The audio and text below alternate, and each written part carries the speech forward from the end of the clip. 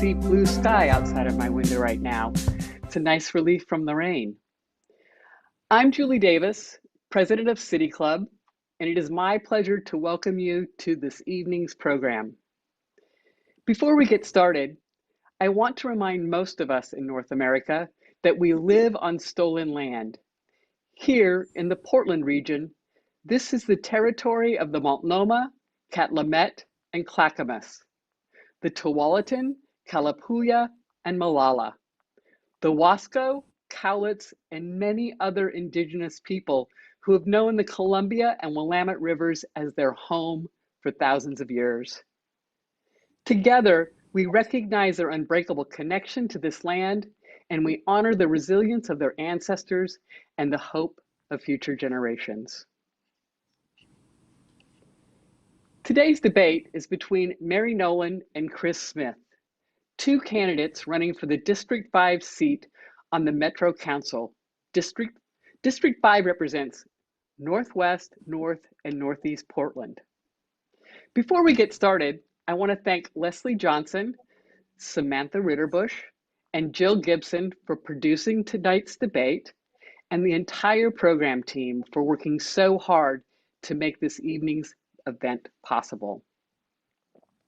More than 100 years ago, City Club hosted its first debate.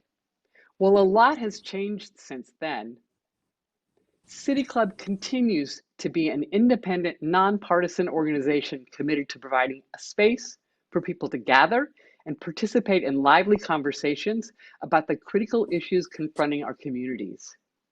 Even today, as COVID-19 challenges our social norms, City Club continues to work towards more open and inclusive public spaces. City Club has been sustained all these years through the generous support of our members, donors, foundations, nonprofits, and businesses, small and large. Today, we are grateful for the collective support from all of our members and donors. You are what makes it possible for City Club to host our fall season of forums and debates. I also want to take a moment to recognize our season sponsors, Northwest Natural and Chevron, and acknowledge our partners, Morel Inc., Merge Design, Pamplin Media, and X-Ray FM. We appreciate your shared commitment to helping Oregon voters get informed. If City Club's work aligns with your values, I hope you'll support us as we continue to produce forums and debates, lead public policy research, and advocate for positive change. I want to offer you a really great opportunity to support City Club. This Thursday, October 15th, you're invited to City Gala in the Square. It's a free celebration, and everyone is welcome to be part of it. Just pour yourself a beverage, come join us, hang out in the chat, and let's talk about how we can work together to create a truly open and inclusive public square. You can RSVP at www.avcast.me/citygala. Thank you for being here today and for all you do to make Portland a great place to live. Before I turn the screen over to Dana Haynes from the Pamplin Media Group, I'd like to share this brief message from Northwest Natural, one of tonight's debate sponsors. Okay, all done. Here you go, guys. What if all this waste wasn't waste at all? What if it was renewable energy that could be stored and delivered through existing pipelines, capturing greenhouse gases before they enter our atmosphere? Welcome to What If, and meet the newest renewable natural gas, an energy source that can get us closer to a future of less. Northwest Natural, less we can.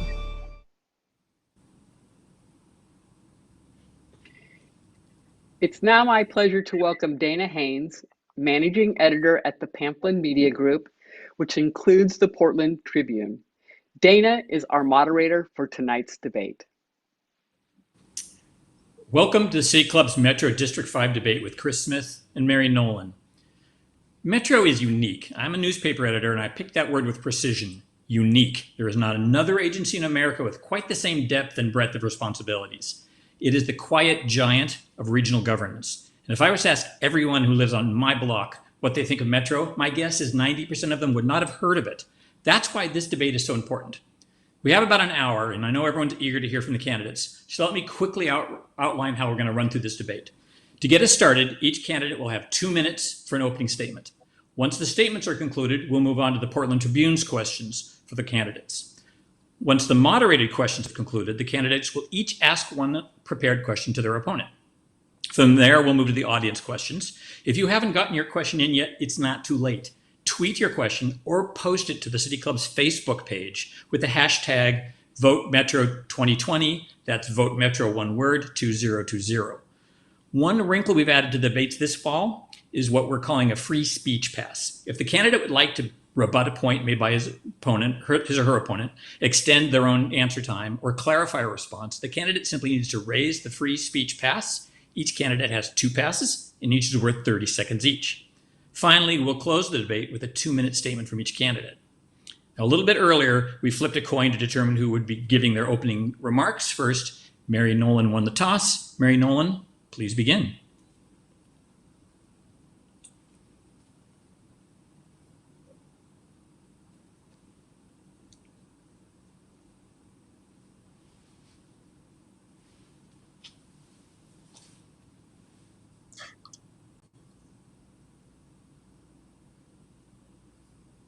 Mary, I think you're muted.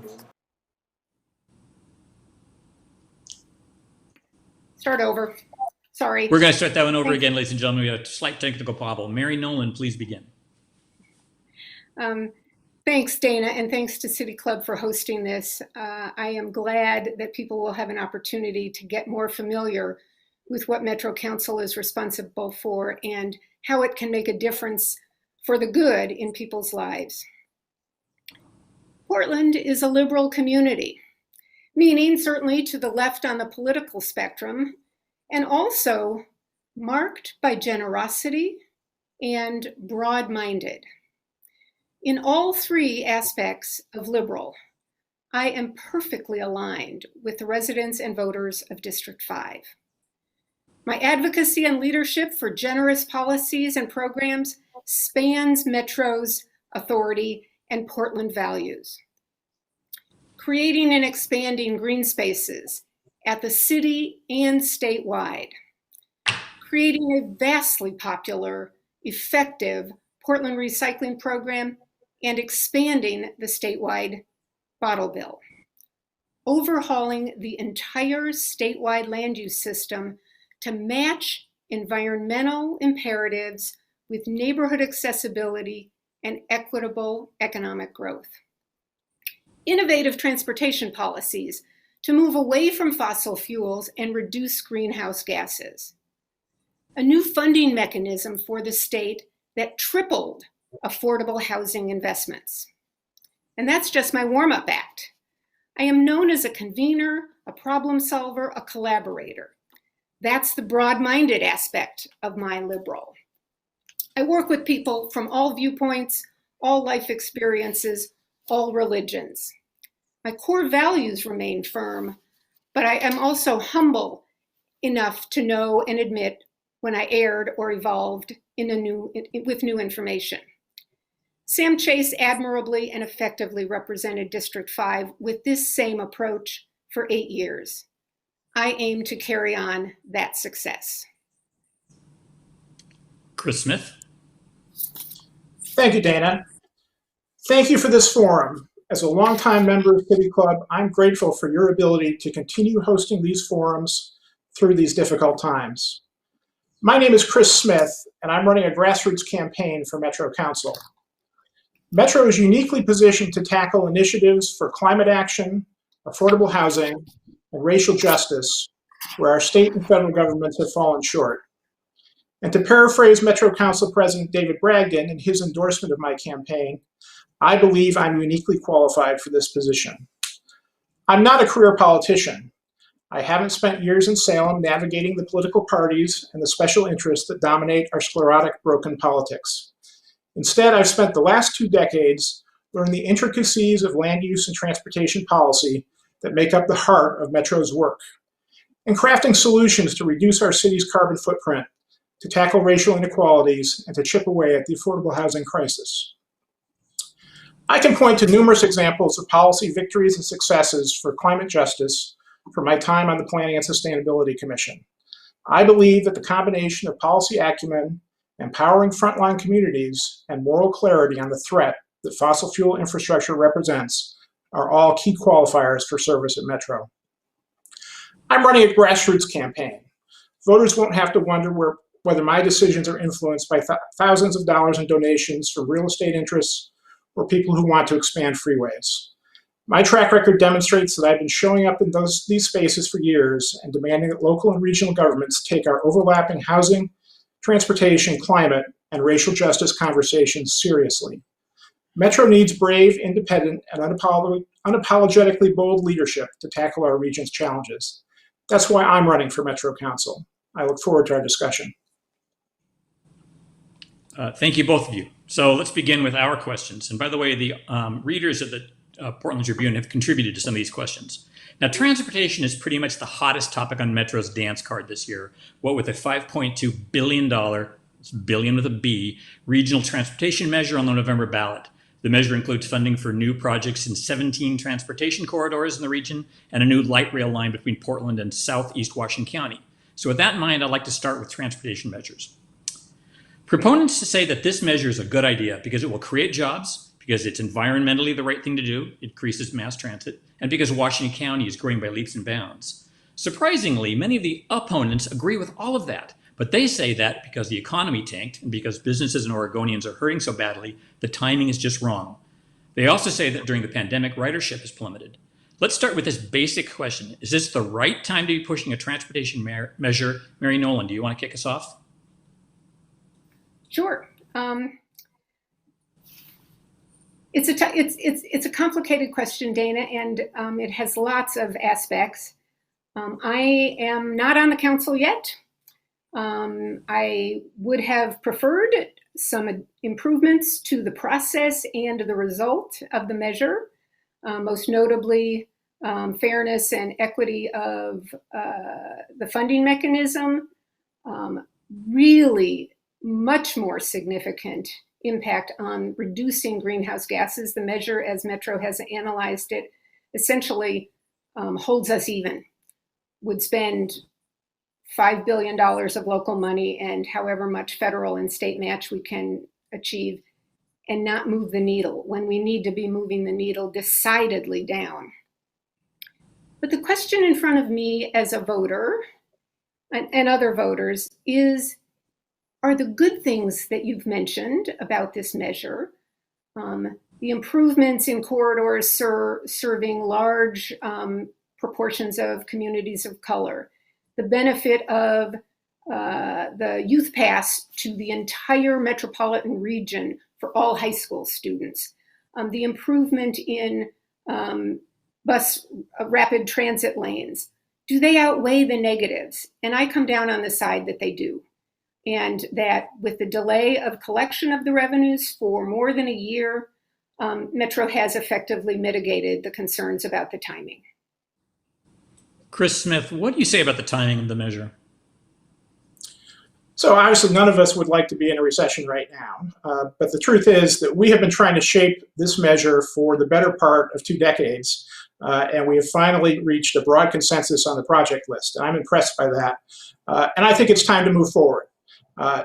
Not only because the package itself, the measure is stimulative, it will create jobs, but not just the job creation. We know that transportation improvements also stimulate the economy in general because we make it easier for people to get to work, to school, to their daily activities.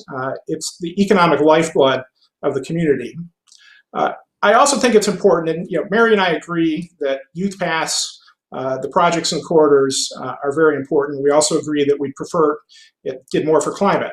But an important point is that this package was shaped by a BIPOC-led coalition, both the steering committee that formally put together the projects and then the Getting There Together coalition that advocated to improve the project list even further. This is the group of people that should be in charge of shaping this measure, and I think we should honor them by passing it. Thank you. The transportation measure includes a payroll tax that has no sunset and which can be spent on anything after the transportation projects are funded. Chris Smith, let's stick with you for a minute. Do you support a sunset and/or limits on the use of that payroll tax? We've been asked this question in debates before, and I think we're both in agreement that this should not sunset. Well, let me say that we should not pick a sunset at the onset, right? The sun is just rising to get this work done. We can certainly have time to evaluate what needs to happen when we get to the end of the project list. So I don't want to direct what a future Metro Council should do 10 years from now. Mary Nolan, same question to you. Does this need a sunset, or do we need limits on its use? As I understood it, Dana, two parts to your question, the sunset and restriction of use. I believe that because the measure produces funds for both capital investments, which are often bonded and often approved for just those projects and the duration of the construction and startup. But this one also has ongoing operating programs like the Youth Pass, like traffic safety in different corridors, like the Albina Vision program. And to sunset those when they are ongoing needs, I think would be short-sighted.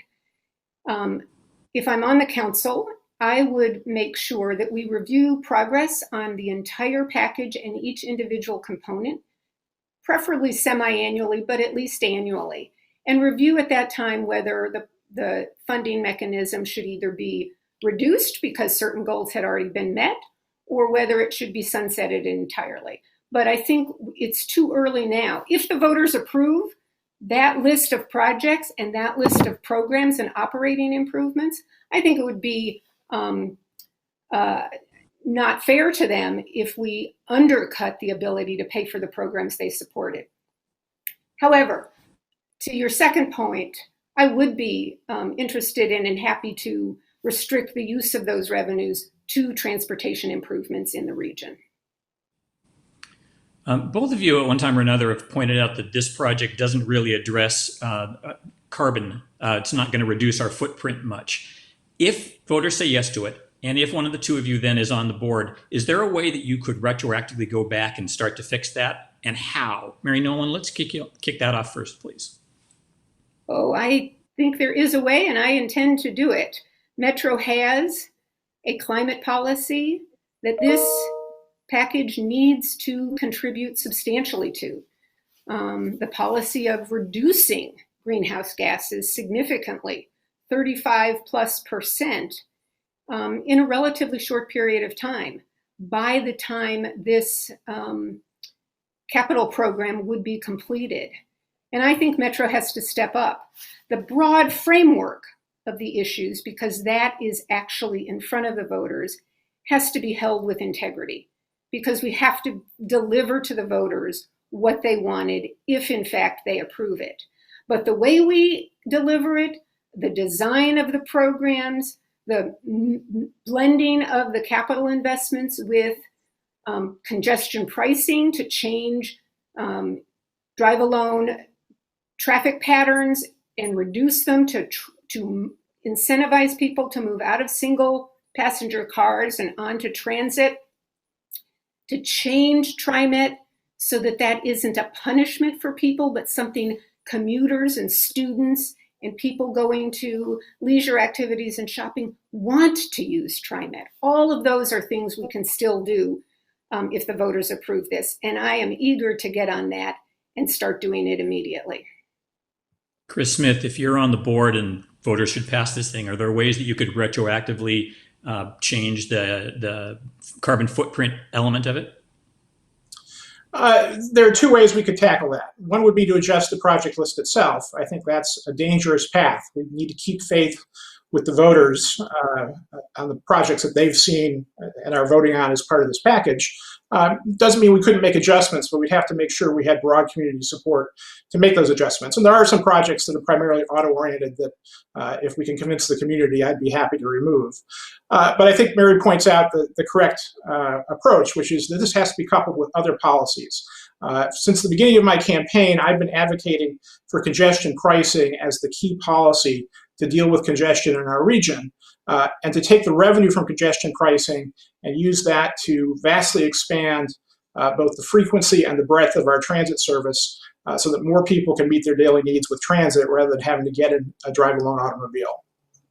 I'm going to move away from transportation for a moment.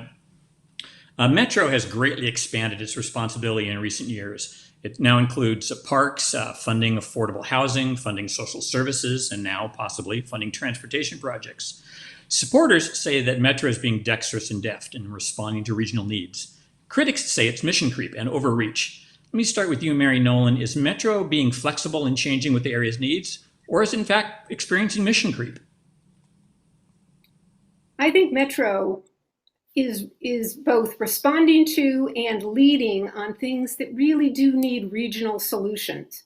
And let's remember, several of these expansions have actually not been at Metro's initiative, but leaders in the community, leaders from the counties, leaders from the cities in this region have come to Metro, and citizen activists have all come to Metro and said, homelessness doesn't honor county lines. It doesn't stay neatly within city limits. The need for social services, the airshed, which is served by the Green Spaces and Habitat program, doesn't stay neatly within one local jurisdiction. These are regional needs, regional opportunities, and only a regional government can efficiently and effectively bring people together to address them. And frankly, only a regional government, for some of those programs that require additional funding, has the capacity to make sure that the funding of those programs that benefit the whole community is shared equitably among the counties, among the cities, throughout the region. And I think that's an important role for Metro to play. I don't see a lot of opportunity or need for Metro to expand beyond its current responsibilities. But one of the things I plan to bring to Metro Council is a focused emphasis on making sure Metro is delivering specific results, measurable, objective, and accountable and transparent to the voters. Chris Smith, are we seeing mission creep in this organization, or is it simply being dexterous and changing with the times? Well, let's review that list. You mentioned natural areas. That's something Metro has been doing for a long time. We've just recently passed our third natural areas bond measure to acquire and rehabilitate properties for either habitat or human recreation. That's not new. Transportation funding is not new. Metro was created to meet a statutory requirement to funnel transportation funds from the federal government. Yes, raising the revenue may be new, but that's, again, something I mentioned that has been on the table for more than a decade. When I served on TPAC at Metro more than 15 years ago, we were trying to figure out how to structure a regional investment measure in transportation. The new area is housing, and the housing bond measure was part of a very deliberate strategy of regional investment. Our region's leaders recognized that we needed investment in natural areas, in housing, in transportation, and Metro stepped up. The relatively new idea was the supportive services measure, and that is exactly because the community came to Metro and said, we need to do this at a regional level. We can't do this community by community. Metro, can you please do this? Metro did not go looking for it, but I think they're going to ably administer it. Chris, I'm going to stick with you for a second if we could. The Interstate Bridge project between Oregon and Washington is an absolute mess, and it's been that way for years. You have called on the legislature to shift responsibility for highway planning in urban areas to regional planning organizations, such as Metro, and away from the Oregon Department of Transportation. Expound on that, please. How would that work? Sure, thank you. ODOT has demonstrated over and over again that it does not know how to work in urban areas. It does a great job of connecting the cities in Oregon. That's its charter and mission. But as soon as we get inside urban areas, they propose things that are absolutely silly. The last iteration of the Columbia River crossing was 12 lanes. We have real needs at that crossing. We need a more seismically resilient bridge. We need to get high capacity transit across the river. We need good bike ped connections. We should probably have an arterial lane to get to and from West Hayden Island so you don't have to get on the freeway to go get your groceries. What we don't need is more lanes. If we're serious about climate change, our criteria for any improvement project to that crossing has to be that vehicle miles traveled are reduced by the project because they're shifted to other modes. ODOT doesn't know how to do anything except add lanes. Metro is in a much better position to look at the needs of this region and craft a crossing that would make sense. Thanks. Mary Nolan, you obviously know ODOT from your time in the legislature. What are your thoughts on that proposal? ODOT still comes from the perspective of, comes from an engineering perspective rather than a user's perspective. Methinks actually that sometimes ODOT is enchanted with the possibility of building the biggest public works project in the state's history, and that would be a nice little plum on some of the engineers' resumes. That shouldn't be the way we, in a transparent and environment-friendly, climate-friendly, neighborhood-friendly way, design our freeway systems. So I think what we need is some way to make changes in that perspective, changes in the directive to ODOT about what its responsibilities are. That's beginning to happen, but frankly, they seem to be a little deaf to public preferences, public testimony, and local leaders' requests.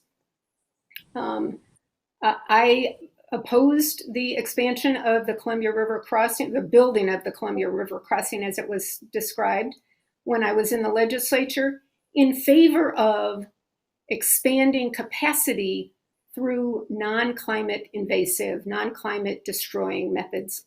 And I will continue to lead that way at Metro. The zoo, the Oregon, the Oregon Convention Center, the Expo Center, they've been hit hard in the pandemic, the quarantine, the economic downturn. These were all money makers for Metro. The zoo in particular is Oregon's largest tourist attraction. Metro has undergone significant layoffs. Mary Nolan, if elected, how would you go about righting this ship? And is it time to consider selling off some of these venues that are hemorrhaging money? Metro has already put in place some significant and painful measures to address the revenue shortfall at the venues, particularly at the Convention Center, the Performing Arts Center, P5, which, by the way, let's make sure we remember, Metro operates for the city, which owns the Performing Arts Center and those theaters, as well as the Expo Rec Center, which is at or very close to the end of its useful life for the purpose it was built. I also want to remember that the assets you're talking about, the spaces you're talking about, were purchased by, paid for by voters, and in particular, property taxpayers in the region, in the city. And I don't think selling them off for what I'm pretty sure will be a short term, I don't know exactly how short, but it will be a short-term bump in our economy. I think it would be really short-sighted to sell them off at bargain prices, because frankly, I think that's what you get for them now. Because venues, convention centers, performing arts theaters are all struggling, and to try to sell them now would lose value that the property taxpayers have put into them. I think that would be a disservice to the people who wanted those facilities and will want them when the economy improves. Chris, these former money makers are now hemorrhaging money. Is it time to think about selling them off? Well, let's look at them one by one. The convention center is vital to our region's tourism industry. I don't know that there would be much of a market for it, but certainly we want that back in place when people are traveling again. I guess if we reach the conclusion people were never going to travel again, we might make a choice about that, but I don't think that's going to happen. The Performing Arts Center, as Mary points out, is owned by the city. I think Metro probably has the option of handing the keys back to the city, and that could be a debate we could have in the future with city government. I think the one we should really be thinking about is the Expo Center. As Mary mentioned, it's at the end of its life. and there's a serious question of what its mission should be. You know, what's the best use of that property for public purposes? Should we reinvest and replace the buildings which are now at the end of their life and continue to have an expo center? Should we build housing there? Should we do other things that are in the public interest? Metro is conducting a conversation with the community right now to figure that out. I don't want to make any predeterminations about what the outcome of that should be, but I think we need to keep a range of options on the table and recognize that it's important both to the African American community, to the Japanese community who were interred there during World War II, and to our indigenous communities for whom that's a traditional area. So we need to move carefully, but we should be taking a hard look. Thanks. The Cascade Policy Institute, an organization which I don't quote very often, has issued a report that says over the past 2 years, Metro's debt has quadrupled. They claim that Metro currently has more than $1 billion in debt. Is this report accurate? Does Metro have too much debt? And if so, what are their plans to bring it down? And Chris Smith, can we start with you? Okay. So I don't know the exact debt figure, but I don't imagine that it's far off. Let's understand where that debt comes from. It's bonding for projects that the voters have approved. So, the voters have committed to property taxes to pay for the affordable housing bond measure. That's $600 million. They've committed to pay for the natural areas.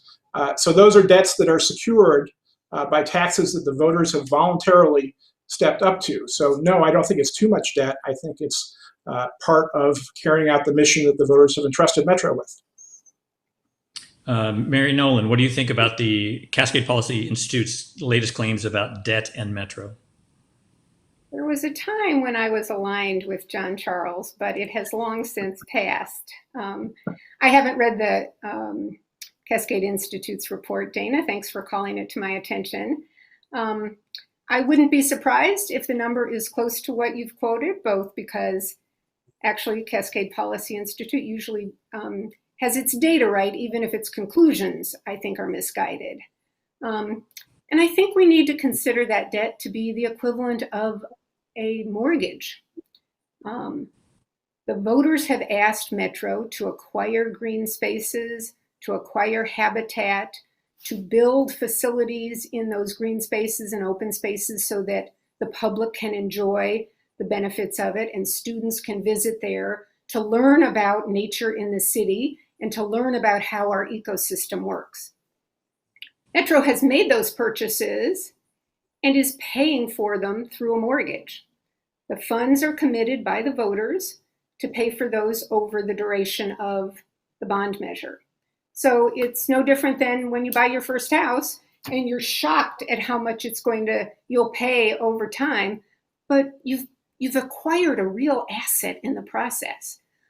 So I think it's reasonable. Metro has really tight financial controls, and it has an internal auditor who makes sure that Metro doesn't step outside its capacity or its commitments to the voters. So I think if we look at it that way, it actually feels a lot more responsible. Thank you. I want to talk about density for a moment. Metro has been reluctant to move the urban growth boundary, that invisible circle around Portland and suburbs beyond which urban services like water and sewer are prohibited.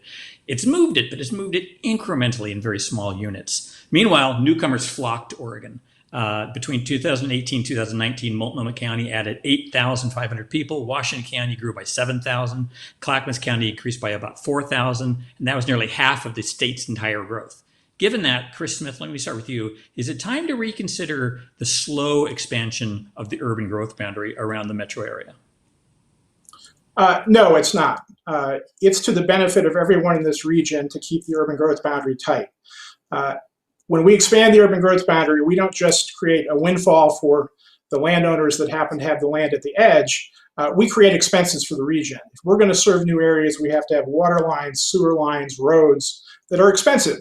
And particularly with housing, if we burden that new housing with those costs, it looks more expensive than housing that's already inside the urban growth boundary. Now, to make a tight urban growth boundary work, we do have to accommodate all those people who are coming here or being born here that you talked about.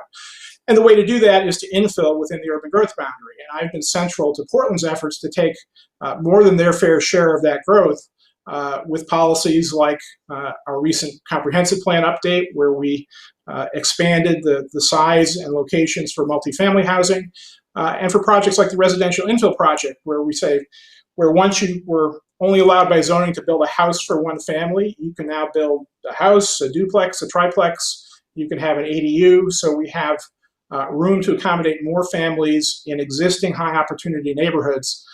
That's an equity achievement, as well as keeping the urban growth boundary tight. Mary Nolan, is it time to reconsider the glacial expansion of the urban growth boundary?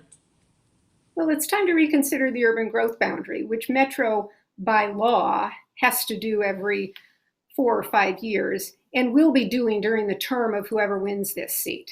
So there will be an opportunity to consider the urban growth boundary, urban reserves, and rural reserves. And I think it's important to mention all of them because the boundary has both an inside the boundary and an outside the boundary element to it. Inside the boundary is where urban growth, urban services, urban communities exist. Outside the boundary is where agricultural activities happen, where forestry activities happen, where natural resources are preserved, where habitat that cleanses the airshed for the entire region is most prominent. And I think we need to think of it from both those aspects, the impact inside and the impact if we push out too fast or too far. What happens to those regional assets that help everybody? Metro has a deliberate process. It follows state land use law, which, as I pointed out in my opening remarks, I helped overhaul, so I'm very familiar with it. I will be deliberate in my participation in the urban growth boundary process, and I will listen to all considerations and make a decision that is true to our land use laws and honors the needs of the diverse communities within the metro region. Thank you. We've been talking about policy. I'd like to talk about politics for a second. And I want you both to please take this next question in the spirit it is intended. This is a race featuring a long-serving, extremely wonkish, math-centric, policy-heavy political nerd versus, well, essentially the same person.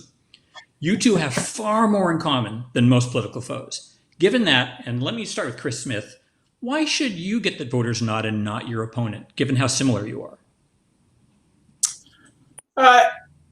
Yeah, we do share a lot of experiences.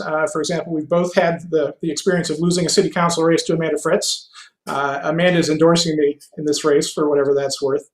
I think our approaches are a little bit different. Mary likes to portray herself as a convener.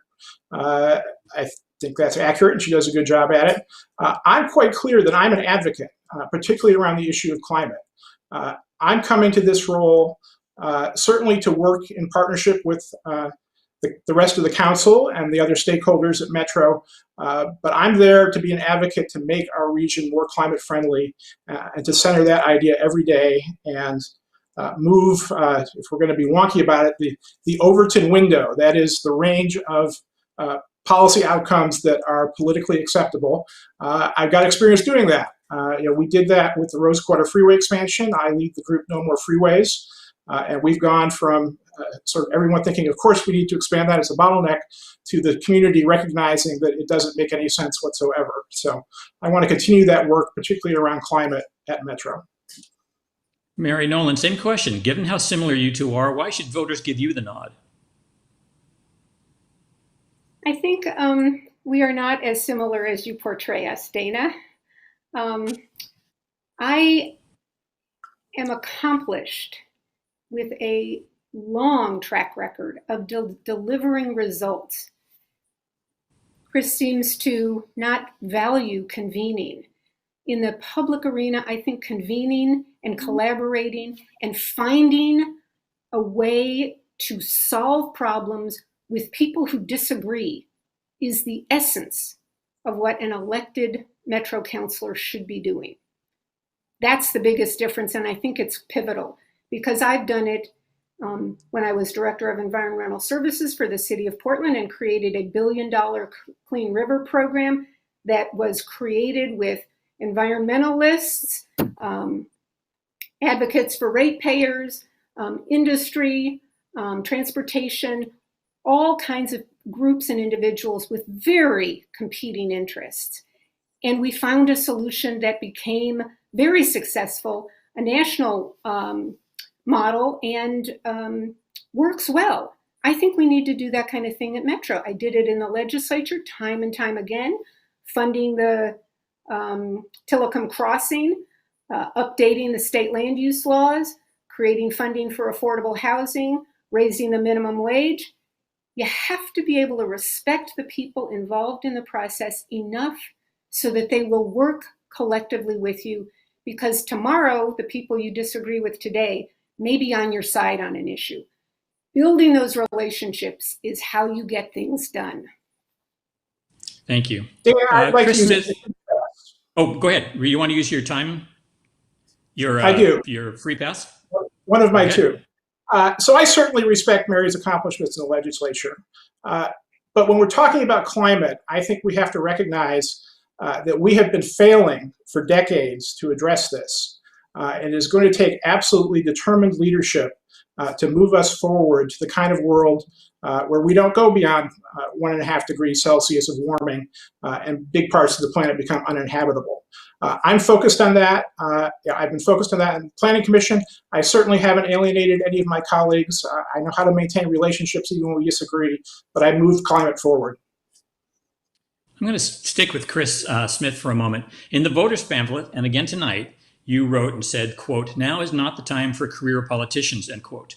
But you've served on the Metro Transportation Policy Committee, the Metro Policy Advisory Committee, the Portland Planning and Sustainability Commission, the Portland Streetcar Board.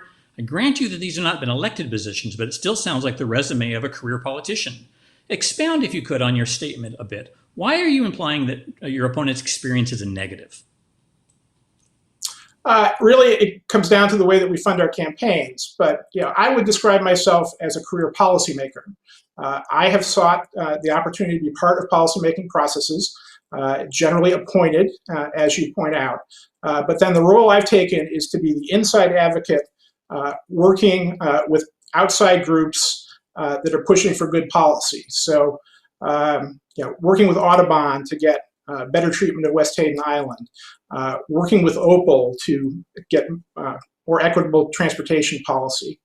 And I'm being very careful in this campaign to limit the influences that could potentially derail me in that mission. I'm only accepting contributions up to $500.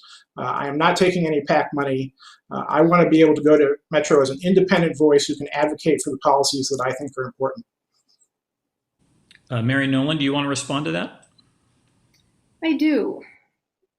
And I want to direct this directly to you, Chris, because I've become increasingly disappointed in the way you're conducting your campaign. You blasted me last week for taking a contribution from a fracked gas PAC, capital F, capital G, as if that were the name of the PAC, of the donor. And you know that's blatantly and provably false. You vilified 2 local Black leaders who are supporting me, who each has built a business from scratch here in Portland that now provides family wage jobs and wages and benefits for over 50 employees each. Your surrogate showed up on your behalf at a community forum and essentially told the audience that I was too old to be a leader. Aside from the obvious pot kettle irony of that statement, the comment is deeply misogynistic. I'd like you to apologize right now to me, my donors who you've vilified, and voters in generally for stooping to run a negative campaign that doesn't sit well in Portland. That's not the kind of campaign Portlanders want. I'm going to maintain the moderator's role of figuring out who speaks when and next. So if Chris, you want to think about that, you may. Mary, Nolan, I have a question for you. And that's, I was talking to a number of people telling me you're running for this position, and I asked what they knew about you. And what they talked about was Planned Parenthood, Basic Rights Oregon, Oregon NARAL, Teatro Milagro, all those agencies of which you've been so important and such an advocate. But none of that falls squarely into Metro's bailiwick. And every time I told people you were running for Metro, they said, that seems like a funny job for her. That seems like an odd fit. Tell us why that is not an odd fit and why your background isn't somehow make this look like the wrong job. Well, first of all, I'm glad that people recognize the leadership I provided to those organizations.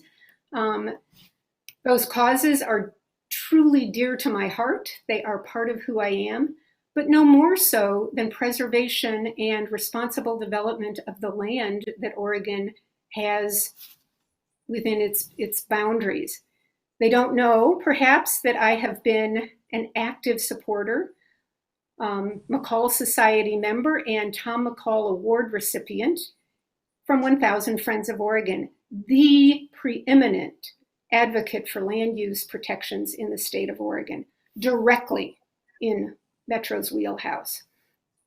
They don't know that in the legislature, I championed innovative programs to reduce greenhouse gases, reduce mileage driven in private single passenger vehicles, pilot programs and expansion of those, directly again in Metro's wheelhouse.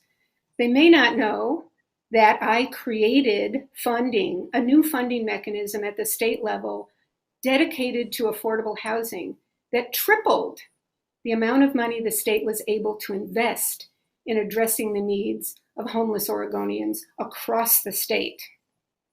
Those are directly in Metro's wheelhouse, plus my ability to convene people, solve problems, create respect, get people to stretch to do the right thing. That's exactly what Metro needs right now. Chris, I was going to take this opportunity to ask you to talk about your experience and background. Although if you chose to talk about the question raised by Mary Nolan a minute ago, you should feel free to do either. Sure. I think I've made the point that my work in land use and transportation planning is directly on point for what Metro does. So to take a moment to respond to Mary, the company that made that contribution is a gas company. It uses frack gas, and they made the contribution through their PAC. So I don't know that any part of that statement is inaccurate. I am concerned that our entire method of campaign finance leads to bad outcomes. And if some of your contributors, individuals or companies, are part of that, then yes, I think they're part of producing bad outcomes, but I don't personally criticize anyone for that choice. I'm criticizing the system. And I have only ever authorized a surrogate to one event. I don't believe you were present at the event, so I'm not aware of the incident that you're talking about. And certainly, I have no problems with your age. We are not that different in age. We're both baby boomers. I'm happy to acknowledge that. Thanks. Freedom of speech. Do you want to take your I want my 30 free speech seconds. pass? Yes. Chris, you're not owning up to what you're doing. We all make mistakes. We all do things in the heat of moment that we regret later. And you're not acknowledging that this is coming from you, even though it's coming from your campaign. Let's be clear. I did receive a contribution from Northwest Natural Gas, who you might have noticed is one of the sponsors of this event tonight. Civic-minded, has made investments in renewable natural gas, made investments in tightening its own system to reduce escaping gas. It is on the forefront of investing millions of dollars in exactly the thing you say you care about. And you dismiss them as if we can't work with someone because they're a big utility. I think we're out of time. I think that serves the customers of Northwest Natural Gas. It just serves the process. Now, we're about ready to hear some questions from the audience. Participants have submitted questions in advance by emailing questions@pdxcityclub.org. If you haven't gotten your questions in yet, it is not too late. tweet your questions or post it to the Facebook page for the City Club using the hashtag VoteMetro2020. We're now going to take a moment to collect questions and to recognize our sponsors.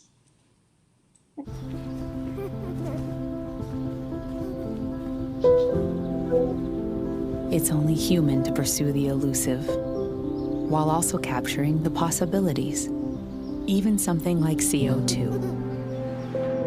Over the last decade, Chevron has spent over $1 billion on carbon capture projects and is investing in startup companies working to transform carbon into new forms of energy.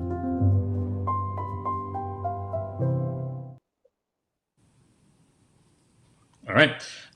We got a lot of very good questions to the audience. Here's the first one. I'm reading these off cheat sheet here. Transportation and land use planning are central to curbing our greenhouse gas emissions as a region. What are 3 things that you will do if elected to make meaningful progress on reducing emissions? Chris, you want to kick us off? Sure. So 2 in the transportation sphere, developing an equitable region-wide congestion pricing system, then taking the revenue from that and using it to fund greatly increased transit service so that people have other choices than driving alone. And we need to absolutely continue our work on making our buildings more efficient. We used to always be in the top 10 list of cities with the most sustainable buildings, and we have this year fallen off that list. We need to renew our efforts and double down. Mary Nolan, you want to take that question? If the transportation, well, whether the transportation measure in front of voters passes or not, I think it's important for Metro to find the funding to not just electrify TriMet's fleet of buses, but to electrify the buses serving all school districts within the Metro area. Whether those buses are owned by the school districts or owned by contractors, we can incentivize districts to insist that the buses, the vehicles used to transport our students to and from school are not spitting out diesel exhaust. That both benefits the health of the students riding on those buses and it benefits the atmosphere and reduces greenhouse gases. Improvements in the way we handle solid waste and recycling within the metro area and with the garbage that is exported from the metro area. And I'd agree with Chris on congestion pricing. Do it in a way that is fair, that supports low-income people, and makes the needle move on greenhouse gases. Here's the next question from our audience, and it is, what is Metro's role in, and how do you envision the next steps, Portland's Superfund cleanup sites and redevelopment of the lower Willamette River? Mary Nolan? I think Metro's role needs to be to lead by example. Metro owns property along in the Portland Harbor. Metro is a participant in the process. Metro needs to show the other responsible parties that it is long past time to be quarreling and quibbling about the solution. We all need to step up, take responsibility for the property we own and we're responsible for, and move forward to actually implementing instead of this constant debating, which is really just trying to play the clock down. Metro shouldn't be part of it. I will insist that we're not part of it. And I think we should also use our persuasion as well as any incentives we have to encourage other responsible parties to behave responsibly. Chris? I agree with everything that Mary just said. I'll go further to say that with respect to the Willamette Cove property, we have a responsibility to improve that and make it a jewel of the natural area system within Metro. That's a unique property. We don't get waterfront property open for new uses that often. It's also an important transportation link, be part of the North Portland Greenway. So Metro should go above and beyond what DEQ mandates, and it should improve that site so that we can make it fully usable to human beings. There shouldn't be fenced off contaminated areas. We should make the whole property usable for human recreation or other uses and really make it a jewel in our system. Here's an interesting question that I would not have thought to ask. Will either of you advocate keeping the MAX trains or buses running as late as bars are open to reduce drunken driving? That's an interesting one. Chris, you want to take that one? Yeah, the decision of how late into the evening to operate MAX is probably, or buses for that matter, probably better determined by the transit planners at Metro. Certainly the bar patron should be one factor in that, but I'm just as concerned about the shift worker who gets off at 2 a.m. as I am about the bar patron who stumbles out. So if we can find the demand that makes it make sense financially, we should run transit as late as possible. And TriMet has had night owl service in the past. There's a late night bus that goes to the airport that unfortunately was cut during the pandemic. I think it's coming back. So we should find the cases where it makes sense and do it. Mary Nolan, you want to field that one? Sure. I will advocate for making transit available, efficient, and frequent. I will also advocate and work collaboratively with the leaders at TriMet within Metro and around the region to redefine what that might mean. I don't know that it has to be an X megaton train running on a fixed track to serve the need of shift workers, who I'm also concerned about, more concerned about than I am about people who are out being celebrating whatever they're celebrating. But I think there are other ways for TriMet to provide that service that are more efficient, more cost effective, and do the job really well, such as on-call services, maybe a van that works like a jitney used to work, picks up several people close by and delivers them to addresses close by. But certainly I will advocate for TriMet expanding service in terms of hours and frequency.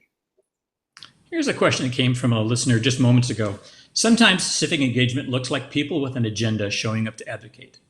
But is there a role for Metro in creating proactive engagement of the community on long-term decisions? How can Metro engage more of the community, and particularly people of color and low-income people who are least likely to come to the public meetings in decision-making?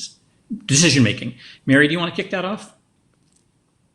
I think Metro has done a good job of starting with that. Metro has a number of advisory groups. Chris has served on one. They collect information, they bring expertise and lived experience, they raise questions, they try to weigh and balance different perspectives on an issue, and then they make recommendations. The council, with advice and analysis from the staff, then goes and makes the final decision as the elected people who are directly accountable to the voters. I think there's plenty of room for more of that.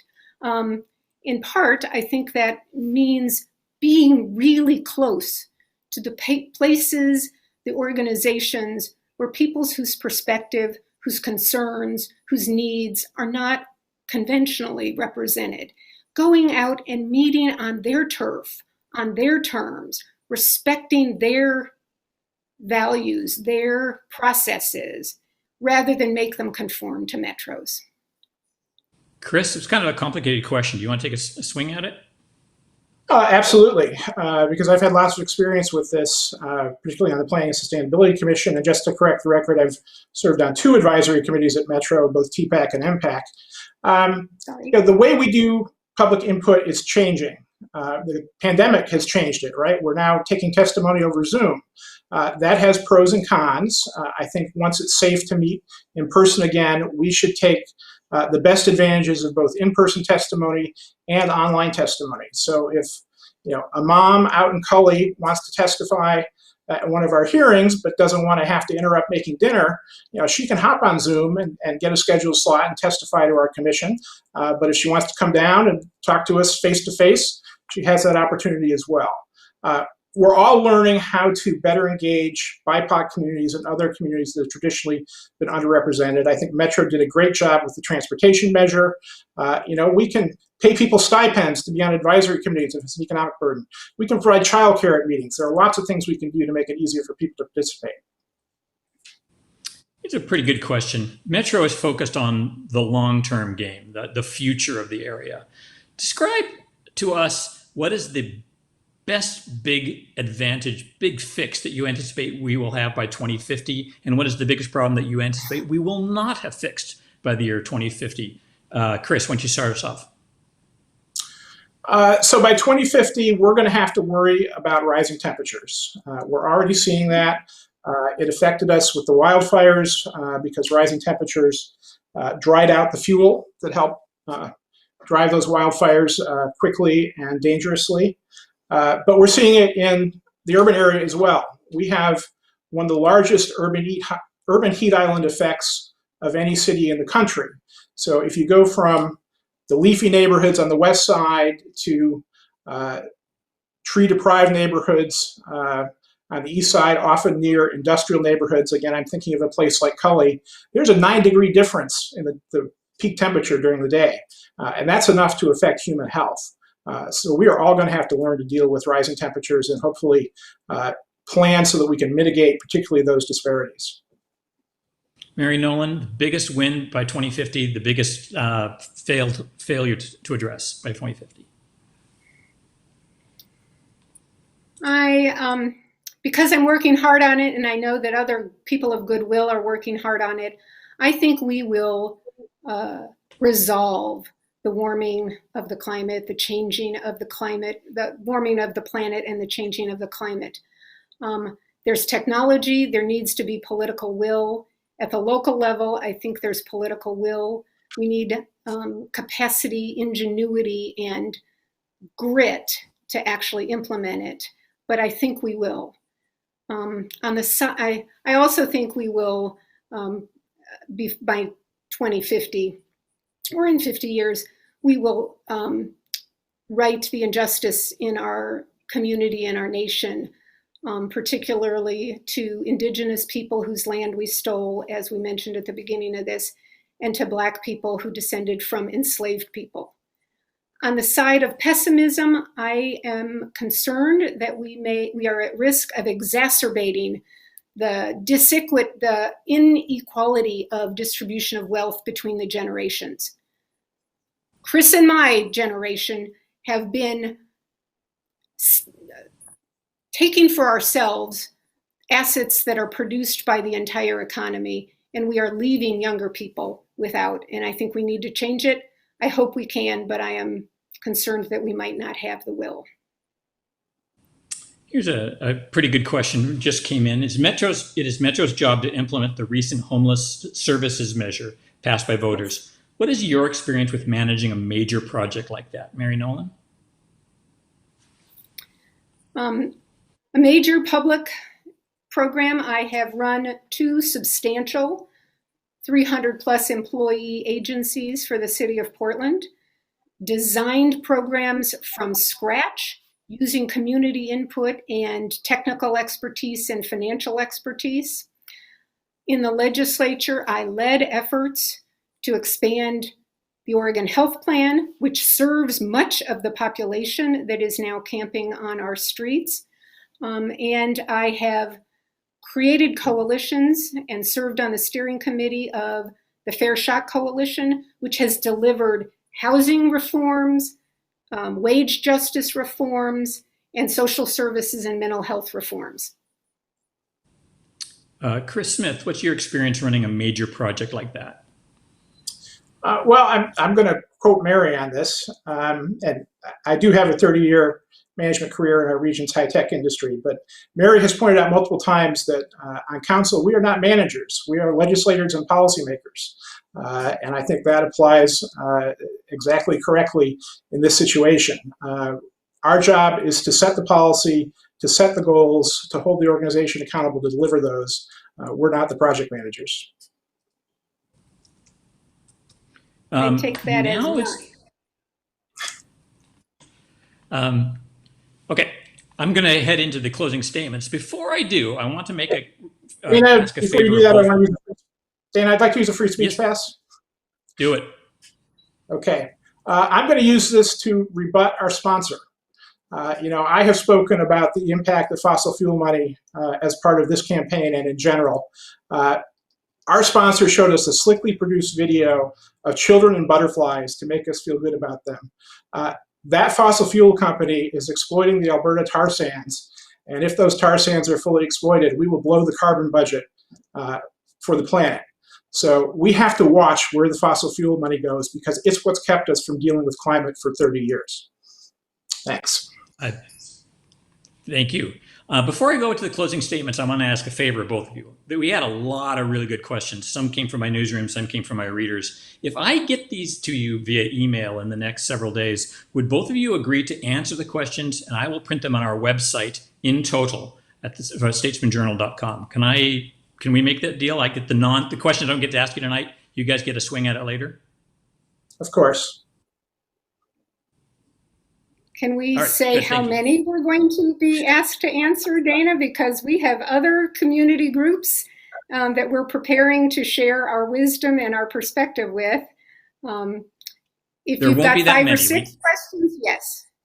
Yes. Yes. If I you've also got 5 or suspect 6 that my questions aren't original and you probably have already answered them. But anyway, that's it. Now it's time for the closing statements. We started the evening with Mary Nolan, so now we're going to begin with Chris Smith. Chris, please give us your closing statement.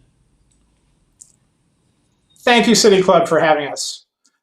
This past month, I joined a handful of youth climate advocates from Sunrise on the banks of the Willamette River at the Esplanade. Typically a postcard view, we were wearing masks, coughing, barely able to see downtown Portland. Many of these young people are half my age or less, but they were motivated to join a photo shoot because they intuitively understood the danger that the climate emergency represents to their present, let alone their future. Folks my age have a responsibility to not just listen to these brave youth climate advocates, but to act as though our house is on fire, because it is. I'm running for Metro because I'm sick of pollution. I fought carbon pollution long before it was hip or sexy. Over the last 2 decades, while my opponent was taking large donations from those frack gas packs, I was fighting freeway expansions, blocking a propane terminal, and fighting to preserve 800 acres of habitat on West Hayden Island. I'm also sick of the way that racism and white supremacy has polluted our society, especially our housing market. My time on the Portland Planning and Sustainability Commission has taught me a lot about how our city and region can escape the legacy of racist housing policies and tackle our housing affordability crisis with an anti-racist lens. I'm proud of my accomplishments on the PSC, and I vow to support the movement for Black Lives by pushing to remove TriMet's armed security and supporting BIPOC leaders in our changing region. Our politics are polluted by money. We've all read Rob Davis's series. That's why I'm running a grassroots campaign. I've been pushing for campaign finance reform my entire career, starting with chairing a City Club research committee on the topic 20 years ago. I ask for your support for my grassroots campaign for a regional Green New Deal and my candidacy for Metro Council. Thank you. Mary Nolan, can you give us your closing statement? Thanks, Dana. Thanks, City Club, for this opportunity, and thanks to the listeners for tuning in with us this evening. For the last hour, I've made the case that my progressive values, generous instincts and actions, and open-mindedness ideally qualify me for Metro Council. As I wrap up, I want to highlight one vital talent and attribute I bring to Metro that my opponent doesn't. As the Northwest Examiner reported in endorsing me, her forte is turning aspirational goals into consistent policy. Having a vision, articulating urgent goals, and sweeping reforms to improve equity, preserve the climate, assure dignified housing for all, and foster a genuine sense of community are for naught without the skills and temperament to build coalitions, to pass ordinances, to establish standards, to provide funding, and to leverage that funding with local, state, federal, and philanthropic matches. My track record as Director of Environmental Services, State Representative, House Majority Leader, and CEO of Planned Parenthood Advocates shows my effectiveness and experience in convening diverse leaders and sincere advocates in solving complex, contentious problems on a grand scale, like what Metro has to do, and gets to do. As we lift ourselves, our families, our community out of the pandemic and the wildfires and move boldly to end the racism that permeates too much of our national and local norms, Metro must bring this region together, collaboratively and boldly. I'm ideally prepared to lead those efforts. I'm Mary Nolan, and I ask for your vote as Metro Councilor. Thanks. That concludes today's debate. I want to say thank you to Mary Nolan and to Chris Smith for being with us and for answering our questions and for seeking to serve our community in this elected position. We want to thank everyone running for office this year. For decades, the City Club of Portland has hosted debates, town halls, and forums, and has written countless position papers. The City Club has done a great service for Portlanders, for those who live in the Tri-County area, and for all Oregonians. Thank you for that, and thank you for this opportunity to moderate tonight's debate. We will be covering this race and all the local races at portlandtribune.com. Remember to vote November 3rd and vote the whole ballot. For the Portland Tribune and Pamplin Media Group, I'm Dana Haynes. Thank you, and have a good night.